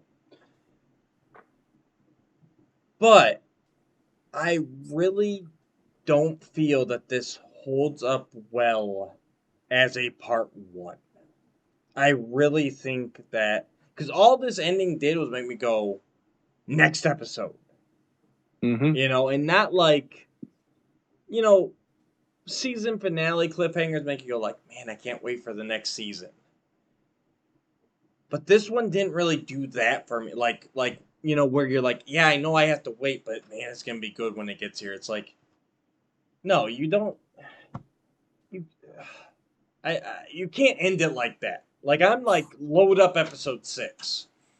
So I honestly feel that this should have been released as all 10 released the full season at once. I feel it does it a disadvantage, especially where they leave it.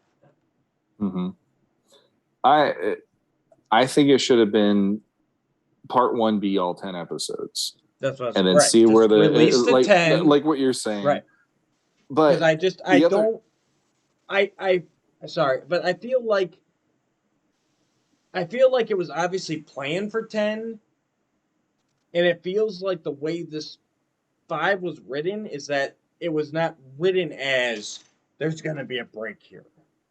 It feels like it was written like, here's the 10, and then like as they're going to do it, they're like, let's release at 5 and 5. And it's like, well, I guess that ending at 5 kind of works for a cliffhanger, but I don't know. I just it's very abrupt. Like it's not even a good wrap up of the first arc. It's like as everything's healing, all of a sudden it's like, boom, I have the power, done. Like there's not even like a good like resolution here from the first arc. So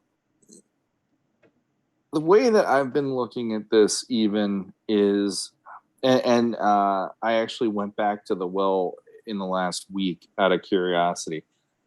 For me, the best version of Netflix taking over something and making it like a revival was to this day is still Voltron. And I ended up going back to that one in this week, and I'm already like halfway through season 2 by just putting it on in the background and re-listening to it or whatever. Right. And I can sit through that one season by season still. Yeah. And that thing, it's a journey, and it reinvigorated me to go, I used to like this one when I was a kid. There was a point in my life where that was a big deal.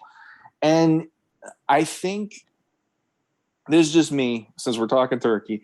Yeah. I really wish this show was its own thing, the way that Voltron was its own thing. Because Voltron, yes, they have there's elements of the old show there in the story and in the characterization, but they also just said, we're just rebooting the thing and we're taking it where we want it to go, and we don't have to rely on the old. We can pull from this, we can pull from that, we can do our thing. And they're doing that with this. Because we are saying there's elements of 2000X, there's elements of mini comics, there's elements of and DC and stuff. And it's like, I kind of just wish, and this is where the problem with this show, the series is in general, it's always going to be, he lied to us and blah, blah, blah. And we already discussed all that. I'm not trying to go down that rabbit hole, but the thing is, I really wish they would have just done it like Voltron for that reason, because they set rules in Voltron. They explained things in Voltron that it wasn't 5 30-minute episodes that we're having to figure this all out on the fly. And you and I are kind of going, here's what we think this could mean. But in generalities, it's like the writers could come back and go, well, actually, this is what it means. Right. Well, then it's like, as fans, we're trying to fill in gaps that it's like, these aren't long enough episodes for us to know everything there is to know about this new iteration. Anyway, we're doing the best we can to build bridges in our own minds of story. And I feel like one of the biggest disservices is just start it with its own new show and just tell the story. First season, lead it up to this being the end of the first season. Yeah. And not have it be 5 episodes leading to this. Have it be 10 or 12 episodes. End it on that. That'd be a hell of an ending to go, okay, season 2, we got to see He-Man and the, like, almost do 2000X, where season 3 would have been, now they're underground and they're having to fight back against Skeletor this way, instead of it being, so, I think for me is a huge part of this show, because I feel like I only got half of an idea of this version with the first episode. The first episode did a good job of at least making you feel at home, but there wasn't enough of that first episode to also make you go, I feel like I'm immersed in this world right now, because then the second episode's taking you in a different direction. The third episode's taking you here. And it's like, it's jump to jump to jump, like we talked about. Oh, absolutely. And I enjoy what we went through. I enjoy a lot of the characterization. I enjoy a lot of the storytelling elements. But I feel like the biggest disservice of this is it's hamstrung by the fact that it really isn't as in-depth and as giving us as many of the rules that are necessary for us to paint this picture in our heads to go, okay, this makes sense now. Skeletor has the sword. And like you said, it would have been cool if he holds it up and we're thinking, oh God, he's going to do it. And then all of a sudden he just puts it right into the thing. And, but having it be along those lines of, like one of them saying, could he really do that? And have the sorceress be like, no, and then he does what was she saying, but he could do that instead or something, instead of, like I the more you said it, the more I'm like, I actually agree with that now. See? I didn't really find it as weird at first because, and I'll throw this in there, the Thundercats crossover had that happen already. And that's where it already set the stage for me to go, well, they did that now. And it's almost like they set it up in a way where it's like, okay, some of the things, if you read the comics, you're seeing some of those play out on the screen this way. But again, those things I feel aren't earned in the same way it would have if it wasn't like an event thing like they're doing and they just treated it as a series again. Yeah. So well, that's not going to happen. But I know. I do hope that by the time the back five come out, that they'll. I just hope that it will clear up some of this, and they'll have some rules. They'll stick to it, and I'm excited to see Adam. I'm excited to see his journey, his recovery. What's he gonna do? What's his move? You know, how am I gonna transform? How are we gonna take down Skelly God? Like all of that. Where are my parents? What's going on in the Royal Palace? You know, it's going to be Skeletor's next stop. You know, there's a lot of ways to go with this, and I honestly have no idea where they're going. We could be here another hour speculating that. But there's lots of threads. There's lots of stuff going. There has been some payoff. I would have liked them to have wrapped it up a little bit cleaner. Even leaving a cliffhanger like with Adam bleeding out on the floor, I still would have liked everything else to kind of get a little bit of a cleaner wrap up. Like where we really feel like, okay, this arc's complete. On to the next thing. So, and that's what I felt was missing, but that's just me. Overall, though, I really enjoyed this series. It's very good. Like I said, every time I watch it, I see something more, and I'm gonna keep going back to it. It's a very good canon. Like I said, I'm just hoping a few things are explained, but overall, it's a very good canon. So at the end of 5 here, we are looking at 1, 2, 3, 4, 5, 6 dead total in 5 episodes. So just over an average of 1 person an episode.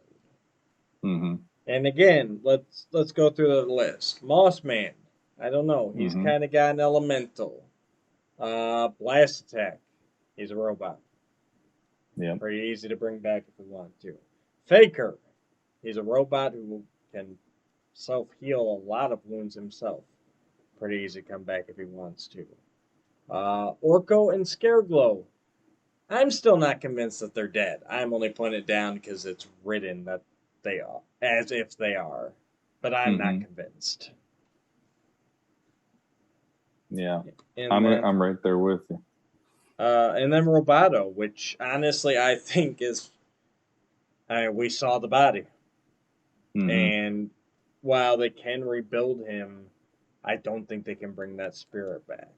So he's the one I'm considering, like, he is truly gone.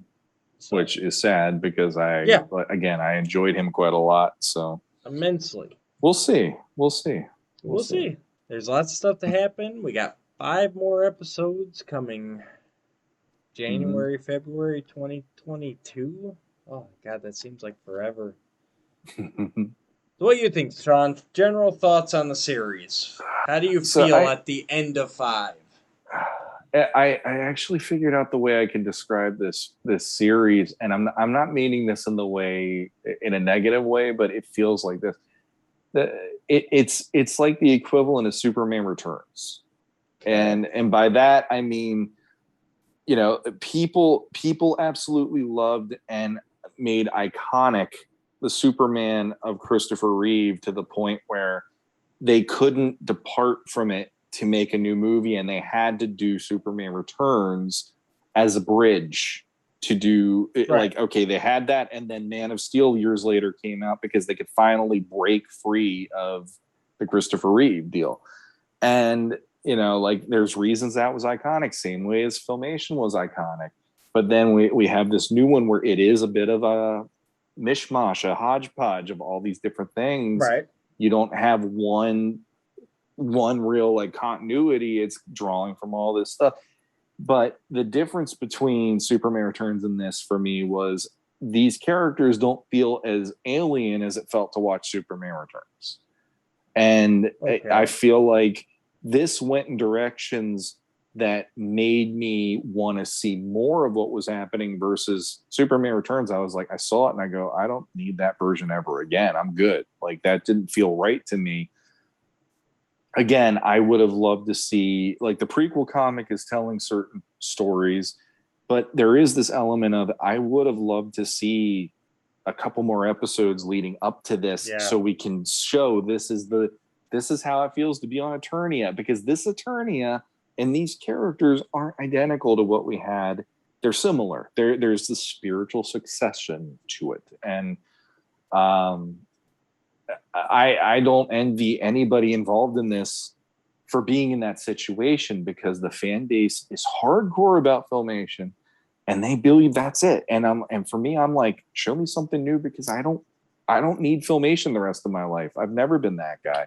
I can appreciate it, but yeah, I have so many questions going into the next 5 that I'm going to show up and I'm going to be watching it. And it's not to say I don't like the show. It's not to say that, right. My issues with it are mostly from, I want to see almost like just be your own thing more than drawing from the past and having to always be anchored to Filmation and that sort of stuff. But the hardest part about it is there's so many people that haven't revisited He-Man like we do out in the public, that is their He-Man, and they had to do this. And I feel like I'm hoping this is like Superman Returns, where this comes out and then the new He-Man one comes out that's CGI. And then hopefully we can say we can break clean of this and maybe do something else with an adult themed version at some point that maybe could be its own thing or something, and who knows, by the end of this, it could be its own thing anyway. And I could be completely wrong of where we stand with it right now, but. And it feels like it's getting to its own thing. You know what I mean? It feels different. It's not. It does. It's not quite any of that, but at the same time, it's all of that. And I think that's one of the things I like the most. Is it's like, because I don't have to choose. Mm-hmm. And no, did they do everything the way I would have done it? Absolutely not. But if they did everything the way I would have done it, I also wouldn't have enjoyed it as much, because I would have known everything that was going to happen. I said that during our speculation. I'm like, I hope I'm wrong, because otherwise this is going to be very boring for me. Mm-hmm. And that's where I'm at in my fandom. I'm like, show me something new. Something, same as you. Show me something new. Show me something different. Like, just show me. Mm-hmm. And... I like I said, I really enjoyed this. I'm looking forward to the next 5. I'll be there whatever date they announce. I will be there day 1, and I'll be running through it again, and then we'll jump on here and we'll do our thing again. That's the plan. Yeah, that's how it's going to be done. No way around it. But yeah, I mean, so far, bring on part 2, because I really want to see how He-Man can show up at this point. That is the biggest question mark going into this. Like, how is that supposed to happen? And then when I see how it does, I'm probably going to be sitting there grinning, going, "Oh, you bastards! That's how you did it. That's how you did it." I hope they do it. If anyone's listening out there, I better not have to wait till episode 10 to see He-Man again. Like, I want this to be a back and forth, a match for power. You know what I mean? Well, yeah, and that's definitely high priority to me. It's like I'm not one of those people that's, it's the Tila show, but I'm at the point too where it's like, we just got Adam back. Let's see something now. Like we have had the journey with Tila. I didn't mind it. It was fine. It was a great journey. But now we got He-Man. Well, we got Adam back, the potential He-Man coming back. Let's see He-Man in action again. Right. that would be it was fun to see him in the first episode because I mean we talked about that first trailer. He's punching the ground, there's waves of ground and this and that. It's like, I want more of that. Bring it, bring on all the heroics. He-Man versus Skelly God. Yes. I want to see this, especially with Powerhouse doing it. Come on. 100%. This is going to be some knockdown drag out. So, all right, guys. I think that's it for us. We've run the gamut 1 through 5. I hope you all enjoyed it. And go check out our other videos. Make sure to like, share, subscribe, ring that bell so you get notified when we go live. We will be back soon with episode 71. Finally. It feels like a while, huh? It feels like what? We've done a lot, but we haven't. I'm ready to get back to a regular episode. Same here. That's up next. Here. So, until next time, guys, go watch Netflix. Boom.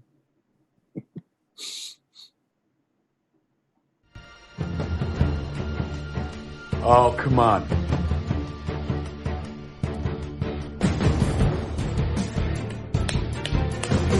Rock!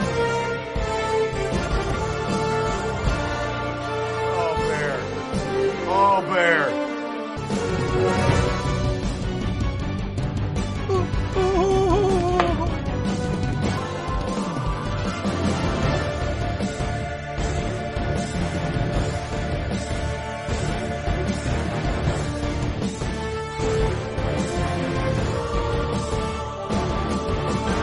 Oh!